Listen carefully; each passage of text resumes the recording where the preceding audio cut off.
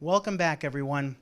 Jeff Gordon is our next storyteller here, and he graduated from MIT with his bachelor's and from Boston University with his master's degree. He's worked in graphic arts, computer support, and language translation. At BADMC, he's worked as a project manager in IT. He sings, he plays guitar, harmonica, and the drums regularly. He's on call with these musicians whom he plays with monthly for patients at the Boston VA. And now, the post-pandemic, he plays virtually to patients all across America in hospitals.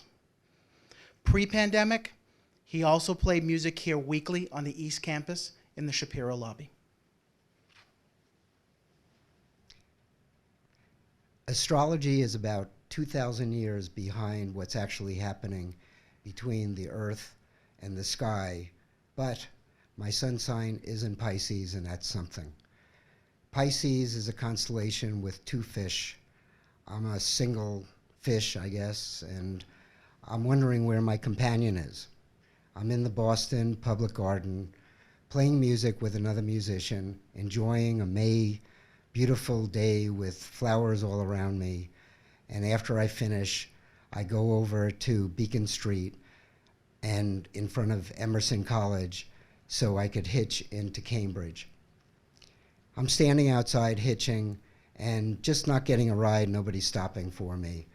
And I don't know, maybe it's my long hair down to my waist, or maybe it's my bongos on my hip. Might be, but I don't know. So I give up on trying to hitch on Beacon Street and go back to the Boston Public Garden. And I find myself in the northwest corner of the garden in front of the statue that's the Angel of the Waters, beautiful statue with wings and a basket, and she's a giving spirit who's spreading bread to under the eternal waters. And I stand in front of the angel, and I find myself slipping into a trance, and I just start going in circles in front of that angel, and then break away and find myself going over to Commonwealth Avenue. And on Commonwealth Avenue, there's two beautiful women standing there with their thumbs out hitching. I go a little beyond them, stick my thumb out, and we're all hitching together. Pretty soon a van stops, and we all get in, and one of the women introduces herself. Her name is Abby, and she has this beautiful purple granny dress, very hippie-like, and with a butterfly applique on it and scarves on her head and wrapped around her arms, and just very intriguing, and I find myself so attracted to her. And we start conversing in the van, and it's just very comfortable, as if we've known each other forever. And the van, when it hits Mass Avenue, tells us that he's continuing down Commonwealth Avenue, and since the three of us are going into Cambridge, we get out and stick out our thumbs again, and a Ford Mustang stops. There's the driver and the passenger in the front seat. The back seat, which is very small, is empty, and so Abby's hitching buddy goes into the back seat first, and then Abby bends down, and I'm fearful there's not going to be any room for me, and I so enjoyed our conversation that I tap her on the elbow and I say, Abby, I'd love to see you again. Where do you live? And she gives me her address. And a few days later, I drop by 185 Winthrop Road in Brookline, and she's not there, but her hitching buddy is there playing piano in the living room, and I say hi, sit down, and accompany her with my bongos. And pretty soon, Abby shows up after work, and we again start talking just very comfortably with one another. And she says, let's just go for a walk. And so we do, and we walk up Winthrop Road, and there's a monastery up at the top of Winthrop Road, and we meet a monk up there, very friendly, and just start conversing with him. And then we go back to her place, sit on the stoop, and it's just a beautiful May day, another beautiful May day. And we just hang out, and again, it's just so comfortable. I just love it, the feeling of it. And I get up because it's about dusk, and I start to leave, but Abby says, let's go to the corner shop and just get a cup of tea together. And so we do that, and then after that, we come back to her house, and I end up staying the night, and it's just this most magical, sensual night that I'll never, ever forget. And it's the end of May, and we both have to find new digs and lodging for ourselves, because that's where we're both losing the rooms that we're currently in. And I have a friend in North Cambridge who happens to have a room in their group house.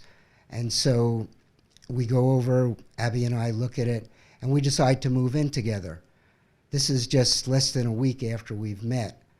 And one night when we're together, I say to her, Abby, I love you so much. I want to marry you. And she said, go ahead. What's stopping you? You know, and how do we do it?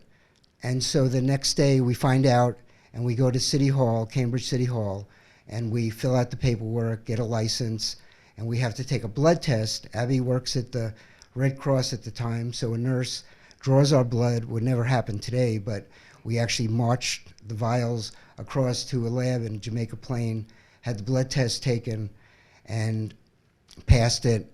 And then our next step was to go to MIT, and there was a phone booth in the lobby there, and I call the MIT rabbi and tell him that we want to get married, and he's of course befuddled by the spontaneity of it.